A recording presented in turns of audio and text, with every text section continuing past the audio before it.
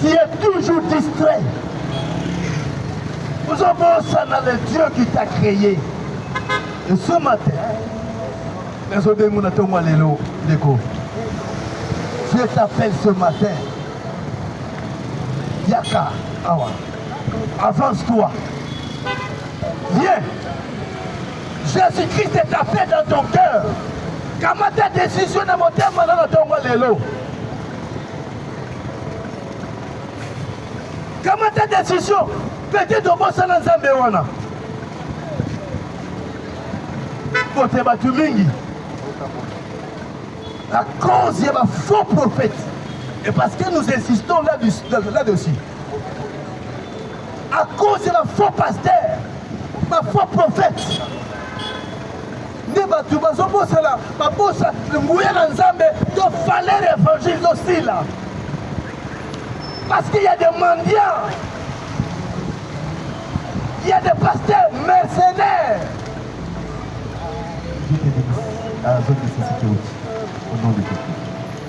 Il y a des pasteurs mercenaires.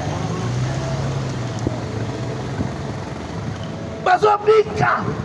Na kombo na nzambe, na kombo ya luba na nzambe. Priez ya malade. Oh, kamata choix. $100, $50, prière pour la $50, prière pour la $10, prière pour la boye, prière, on reçoit voyage, on reçoit libala, on reçoit mongo, on reçoit boye, on reçoit boye. Non, ça ce n'est pas l'évangile. L'évangile ce n'est pas manger à boire, c'est pas ça. Ça ce n'est pas l'évangile. Oh Seigneur. Au Kamata, il y a qu'à prier la femme, on soit libala, prière, on soit voyage, on soit visa, prière, on soit mongo, mais ça s'aimer $100, on soit $1000, s'aimer, on soit beau. Et c'est un mensonge. La Bible ne dit pas ça. La Bible ne dit pas monter. La Bible dit d'abord, cherchez d'abord le royaume de Dieu. D'abord, Matthieu chapitre 6. Premièrement, chercher le royaume de Dieu, il faut d'abord la repentance. Et le reste. Alléluia. Le reste, c'est quoi? C'est pas bon, il va la terre, vous en mango, c'est vrai. Ici, toi, tu es en mango, bien que les vous en mango, ils sont malades. Il va les âmes malades. Voyage, c'est bien, mais ce n'est pas ça que Dieu a promis. Dieu a promis la vie éternelle. Oh Jésus. Dieu a promis. Celui qui croira et qui sera baptisé sera sauvé. C'est ça l'évangile. Celui qui croira et qui sera baptisé. C'est ça l'écriture. Mon frère, toi qui m'écoutes ce matin, toi qui me suis ce matin, Dieu t'appelle à la repentance. Et une repentance sincère. Une repentance. Sinon, il faut qu'on recommence encore. On s'est repenti. On te met dans les eaux de baptême pour nettoyer les sacrifices. Parce que Jésus lui-même, avant de commencer le ministère, il a été baptisé par Jean. Pourquoi? Parce que l'Écriture disait et qu'avant que sacrifice, et ça l'a offert, il faut la nettoyer. C'est ça l'Écriture. Et Jésus était que le sacrifice suprême pour l'humanité. Il devait te nettoyer à l'écanam zone de baptême. Voilà pourquoi même ici, tu peux venir pour baptiser. C'est ça le plan du salut. Il y a une règle du salut. Repentez-vous. Que chacun de vous soit baptisé au nom de Jésus-Christ. Pourquoi? Pour le pardon de vos péchés. Et vous recevrez les dons de cet esprit. Voilà les règles du salut. Règle il faut d'abord la repentance. Et la repentance doit être sincère. Sinon, si vous comprenez qu'il m'avait déjà mal commencé, il faut recommencer. Parce que si vous comprenez qu'il m'a ramouté et que ta repentance n'était pas sincère, mon frère, il faut recommencer encore. Dès le départ, pour quitter plan, on commence le plan B, pour quitter plan A, point A, pardon. Tu es dans un point A. Pour arriver au point B, il faut une trajectoire. Une trajectoire. Il faut la nanzela. Trajectoire, il faut l'anda. Le moins à point A, pour arriver à un point B, il faut l'anda pour atteindre le but moko. Sinon, on échouer vite. Sylvain Nayo, comme un tireur d'élite. Un tireur de lutte doit fixer Sylvain Nayo. À fixer cible très bien. Et une fois à ajuster en haut, pour atteindre le but, il faut ajuster très bien Sylvain Nayo. Sinon, à échouer. Dieu aussi, pour qu'au comme on a salut, il faut respecter les règles du salut.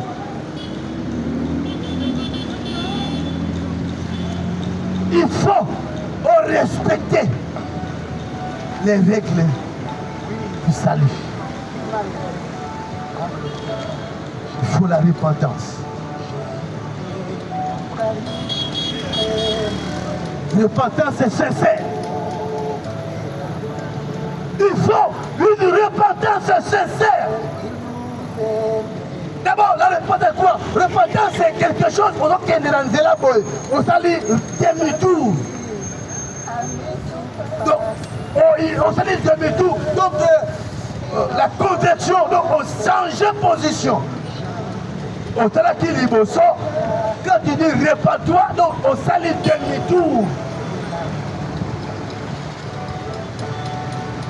C'est ça, la repentance.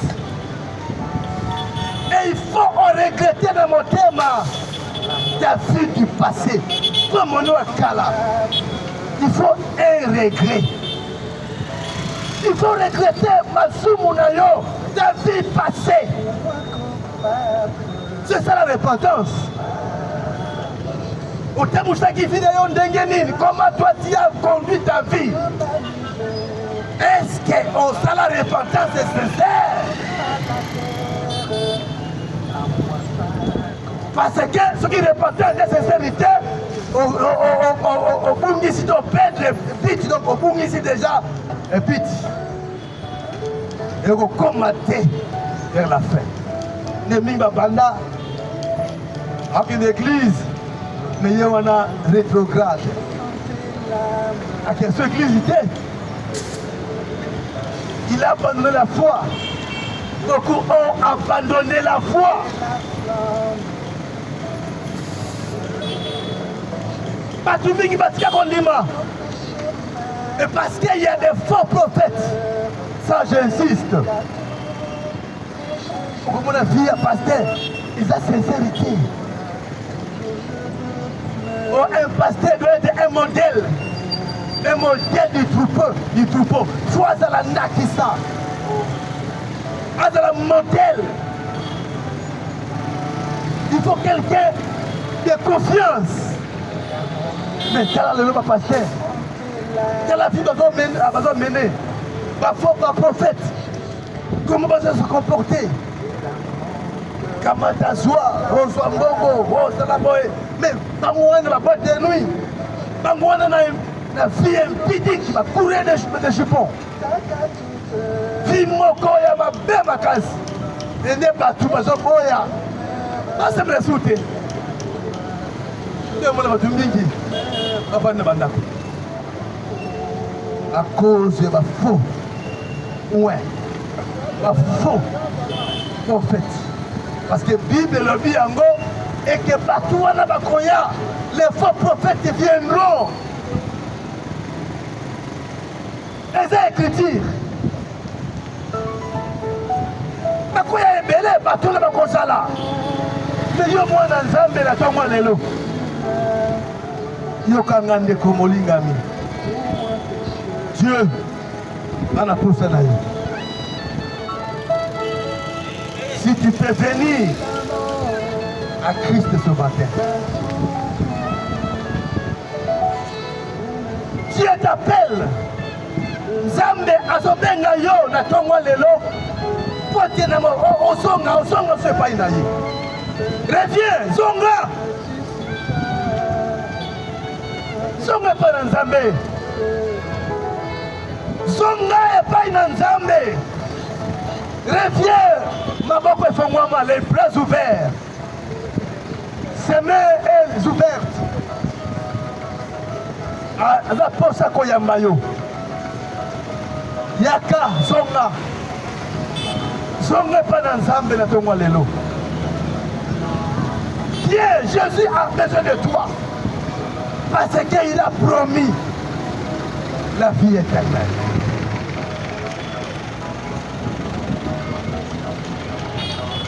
Bien-aimé, dans ce monde ici, un jour, on quittera la terre. L'un de ces 4 matins, Mokile va basculer. Le monde va basculer, mon frère. Mokile va changer. Le bac est Nzamba de la Nzambete. Mais Dieu a fait la promesse. Il a dit le ciel et la terre passeront. C'est la parole de Dieu. Dans mon Nzamba prononcé Maloba, il me répète, il est dans l'obligation. Il est obligé d'accomplir ce qu'il a dit. Pas à la Nzambe. Il faut accomplir Maloba ou Alobaki. Sinon, à Zanzambete. Il y a un Dieu qui existe, mon frère. Un Dieu vivant. Un Dieu réel. Michou, peut-être comme on a été. Mais il existe. Il a promis de rétablir un royaume. Voilà pourquoi ce temps de la fin, Dieu a envoyé un message. Dieu a envoyé un message. Un prophète messager pour préparer une épouse. Pour préparer un peuple qui va rencontrer Dieu dans les airs. Selon les Écritures. Le Seigneur viendra au son de la trompette. Il me remettre et la trompette sonnera. Et les morts en Christ vont ressusciter. Et nous les vivants, rester, nous serons ensemble avec eux pour raconter Dieu dans les airs. 1 Thessaloniciens, chapitre 4. Bien-aimé, l'écriture est vraie. Il y aura un enlèvement. Les gens vont quitter la terre. Et ils vont partir. Ils vont défier présentaire. Les gens vont quitter la terre. On va raconter Dieu dans les hôtels. On quittera un jour. Et il y a un peuple, une minorité qui se prépare. Dieu n'est pas dans la majorité. Zambé, Akatabatebenete. Dieu est dans la minorité. Mouké Kaka va se préparer. Mais enlèvement, mon égoutala. Ils vont aller, ils vont rencontrer Dieu, le Seigneur dans les hôtels. Parce que la parole de Dieu ne peut jamais faillir.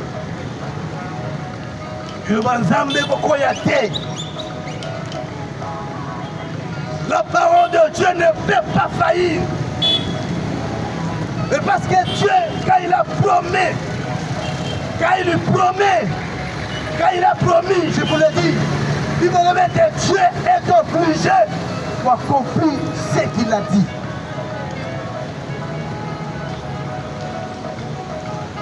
Mon frère, ma sœur, de loin ou de près, prépare-toi.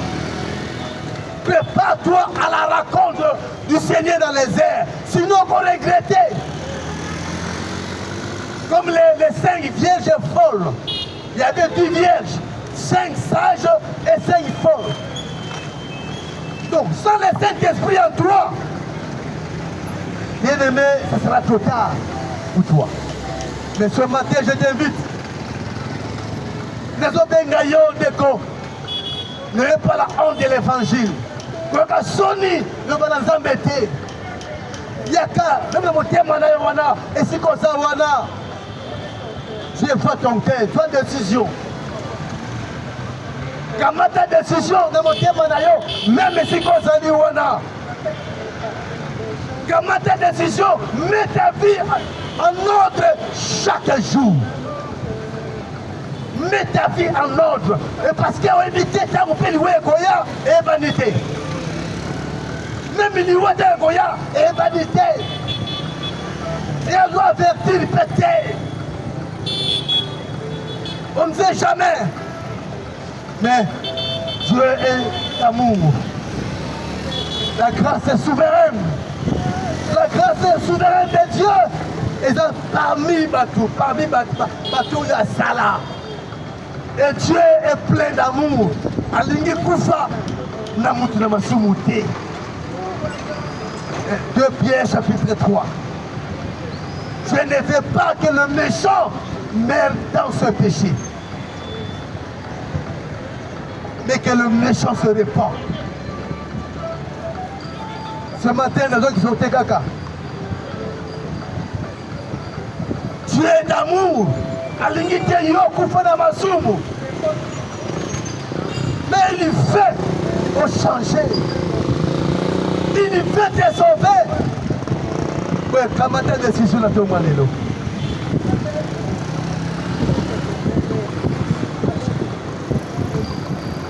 Comment ta décision ce matin?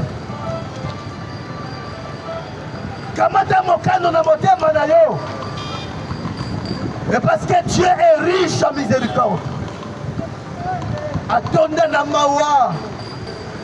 Le Dieu qui est riche en miséricorde. Azala bolingo pona yo ndeko. Comment ta décision to malé? Yaka.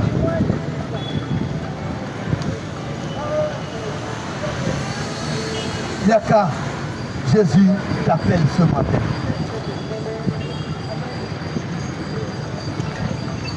Asobenga yo na tongo ya lelo.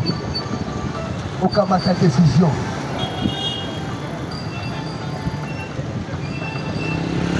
Peut-être demain, le bureau on a commenté, tu as évité ce qui arrivera demain. On ne sait pas ce qu'un jour peut enfanter. Oui, comme ça, la lobby de éviter. Parce que l'Écriture dit à chaque jour suffit sa peine.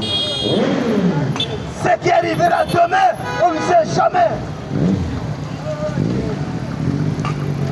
Oui, voyez lobby de éviter. Voilà pourquoi Dieu t'invite. Le Seigneur t'invite ce matin. On s'approcher. On pousse à naïe pas inaïe. Mon frère, viens à Jésus. Jésus t'appelle ce matin.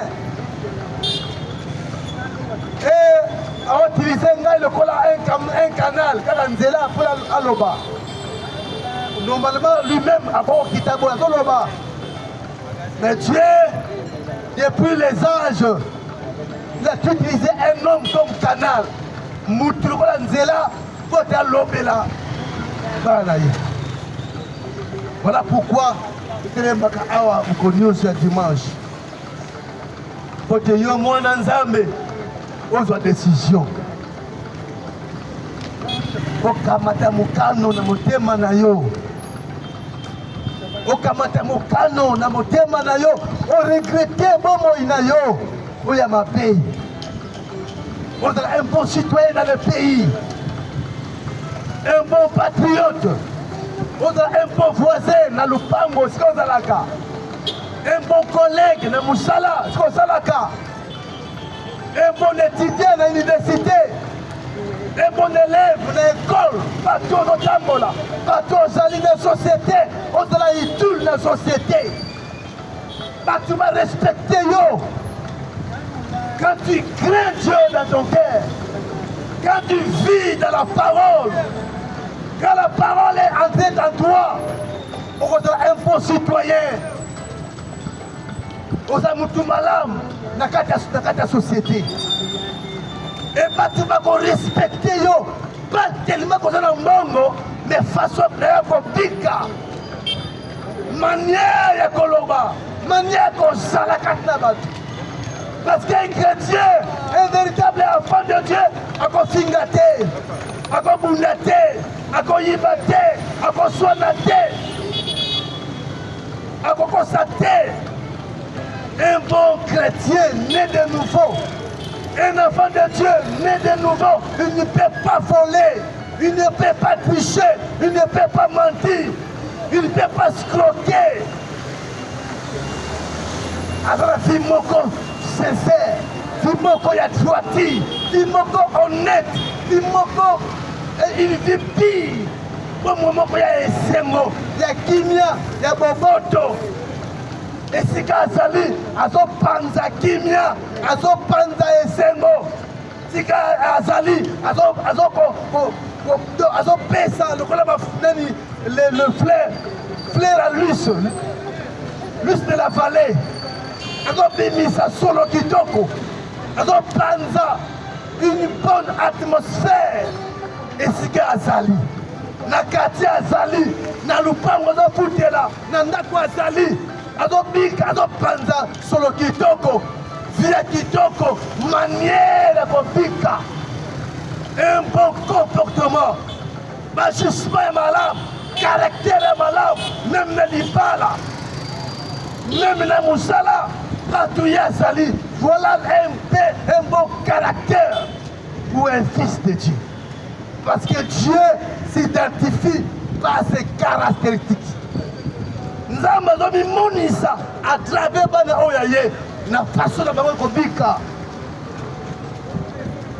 Dans le quartier, dans le Moussala, dans le bureau, dans le Wenze, même dans le marché partout à Zali, dans le Bandeko, dans le Sepelanaye, dans le Poussanaye, dans le Banaye. Dieu conseille, ma consoyez pas Inaye. Voilà un chrétien. Né de nouveau, un fils de Dieu. Il vit la parole, il croit la parole, il marche avec la parole. Donc d'abord c'est la parole qui prime dans sa vie. Dieu est au premier plan. Nzambe d'abord, la parole d'abord, Dieu d'abord, la parole de Dieu d'abord, Christ d'abord. Voilà un chrétien. D'abord, c'est la parole de Dieu. Alléluia. Oh Jésus. C'est ça, un chrétien. Né de nouveau.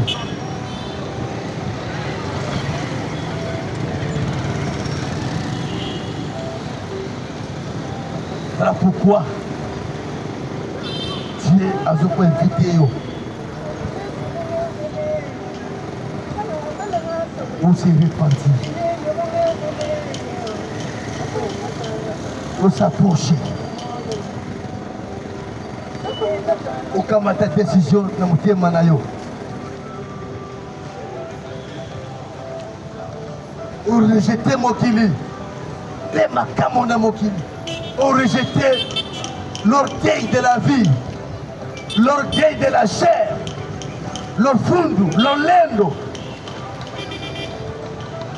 Rejeter le monde et les choses de ce monde. Il faut rejeter et gagner Christ.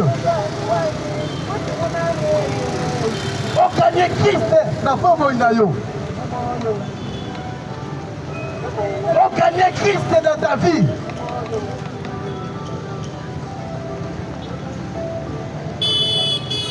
Oh, comment ta décision.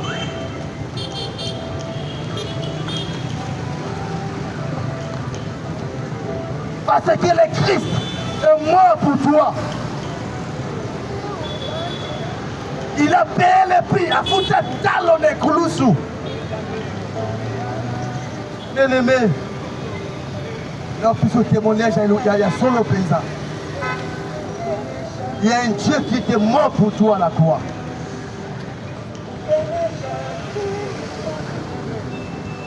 Un Dieu vivant. Akufa pona yo ne kulusu. Atangisa makila. Le sang de Dieu, le sang de Jésus a coulé ce jour-là au calvaire.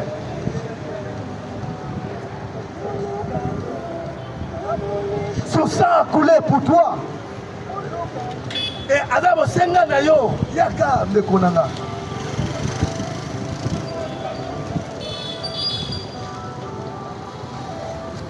Kamata décision na tongwa lelo. Kamata mokano na tongwa lelo. Tika tout ce qui est de ce monde ici. Gagner Christ dans ta vie. Gagner Jésus dans ton cœur.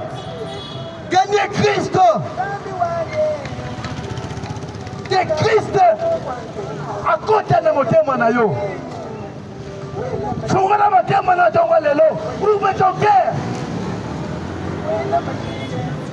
Fungana motema na yo na tongwa lelo. Il est prêt à côté. Il veut le bien Apocalypse chapitre 20, chapitre 3. Il frappe à la porte. Azobeta la porte est montée manayo. Parce que Christ a été mis dehors dans cette tâche de la Odyssée. Il est à la Odyssée. Christ est à l'Ibana. Dans mon thème, l'Ibana église. L'Ibana Abatou. Mata prier pour ta zone dans le thème Abatou. Et à ton bêta. Il frappe à la porte. Voici, je me tiens à la porte et je frappe. Apocalypse chapitre 3.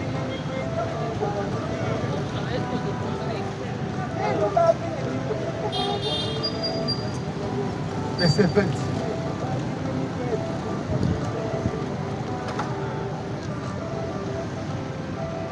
Voici, je me tiens à la porte et je frappe. Si quelqu'un entend ma voix et ouvre la porte, j'entrerai chez lui, je souperai avec lui et lui avec moi. Apocalypse chapitre 3, verset 20. Je me tiens à la porte. Jésus se tient. La porte est montée manayo. Elle a prié pour entrer. Si quelqu'un ouvre sa porte, il dit j'entrerai. Je vais entrer dans le côté de mon thème manayo. Christ est prêt. Mais pour moi, mon thème, c'est mon Dieu. Accepte nullement Jésus comme ton sauveur personnel. Faut-moi mon thème manayo. Ouvre ton cœur. Il est prêt à entrer. Je me tiens à la porte et je frappe. Les hommes bêtes, quand il se tient, c'est comment? À partir de la parole de Dieu. Donc, quand Christ parle à travers les êtres humains, quand vous à travers un être humain, ni à mettre la porte, à frapper. Quand vous c'est ça. Christ a mettre la porte de mon thème. À frapper. Quand tu as la motema. Quand tu as kota. Sinon, ne pas regretter. On va regretter. Les lots peut-être. Tu vois, le prédicateur là, Mingi va rejeter parole. Mais mon frère, je te dis, un jour, parce que Dieu ne manque pas un témoin. Quand il mais tant que tu as rejeté parole, un jour tu vas regretter. Mais ça sera trop tard. Et pendant trop tard, lelo nzambe asenga na yo ofungola motema na yo. Azo invité yo mon frère ofungola motema côté Christ à kota. Avanda na vina yo kota bongisa yo. Tenengo zali. De la vie de nos tamola. On met yo moko. De la vie na yo, de la caractère na yo. Toujours on a un problème. Toujours des problèmes, des problèmes, des problèmes. Viens à Christ, tu auras la paix du cœur. Toujours on a un dimia. Dimia sa tête. Tu n'as pas la paix du cœur. Tu n'as pas la paix. Parce que tu manques de Christ dans ton cœur. Tu viens sa tête. Ma problème, c'est problème. Problème, c'est problème. Venez. Christ a fait son kimia. A fait son mongoté. Ce n'est pas l'argent. Mais c'est la paix du cœur. Kimia dans mon thème. La paix. Christ, la paix du corps. Adaolia. Adaolia terre. Adaosua terre. Tu as la paix du cœur. Alléluia. On soit timide, on a nos joies. Moi-même, je suis un témoignage. La paix du cœur, Christ. Timide dans mon thème. Laissez-moi dans mon thème. Tu es un homme tranquille, dans la timide, parce que Christ a continué dans mon thème. Et tant en temps, nous allons. Moutou Nicolo. Mutu likolo kimyezate osala boyote omela boyote omela masanga yote omela makaya yote omela diama yote omela lotoko yote olango yote bilangwa langwa kolala pongi parce que tu manques de Christ dans ton cœur. Tu manques de Jésus dans ta vie. Yowana bilangwa langwa masanga partout olali la cuite parce que tu n'as pas la paix du cœur. La cuite, comme qui n'a cuite, quand nous nous dodo, quand nous sommes makaya, diamba, tu as la fongité, tu manques la paix. Venez, Christ a fait ce qu'il y a. Alléluia. Yakapa à Jésus. Tu manques la paix dans ton cœur. Viens à Jésus ce matin. Tu n'as pas la paix. On a qui mieux sa tête. On a qui mieux sa tête. Parce que Christ n'est pas là. Christ n'est pas dans ton cœur. Mais je t'invite ce matin. Yaka, gagner Christ. Tu auras la paix. Alléluia. Oh Jésus. Le prince de paix. Le prince de paix. Le prince de paix. Nous pèsons c'est Jésus.